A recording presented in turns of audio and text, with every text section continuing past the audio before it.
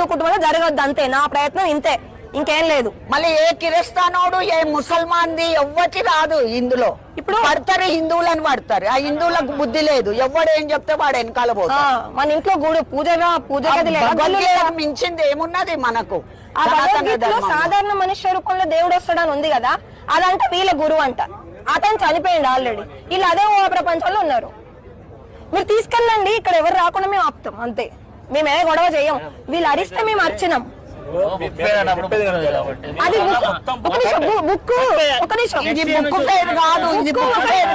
ఒకరికి మంచి చేయడానికి ఉండాలా, చెడు చేయడానిక? ఈ బుక్కులన్నీ కుటుంబాలు ఉంచడానికి కాదు. మరి మేము చేసేది కూడా మంచిదే. మీ బుక్ ఫేర్ మీరు చూసుకుంటున్నారండి, కుటుంబాలు కూలిపోతుంది. ఇది పెద్ద సమాజానికి సంబంధించిన టాపిక్.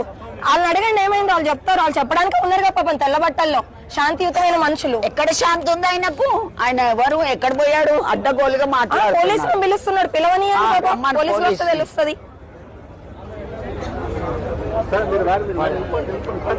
ఇది బుక్ స్టాల్ కదా, మళ్ళీ ఇది ఎందుకు పెట్టాలి? బుక్కులు అనేవి మనకి ఉపయోగపడేలాగా ఉండాలి, జీవితానికి. కుటుంబాన్ని కూల్చేలాగా ఉండొద్దు. ఇగో వీళ్ళ దాంట్లో చెప్తారు, శివుడి పేరు వాడారు కదా, ఈ దాంట్లోనే ఉంది. మీరు తీర్థయాత్రలకు వెళ్తానంటే నీచంగా దిగజారుతాను అంటే, మనం కాశీకి వెళ్తాం, అరుణాచలం వెళ్తాం అంటే నీచంగా దిగజారుతాం. అందులోనే రాసి ఉంది, చూపిస్తా ఇప్పుడు మీకు.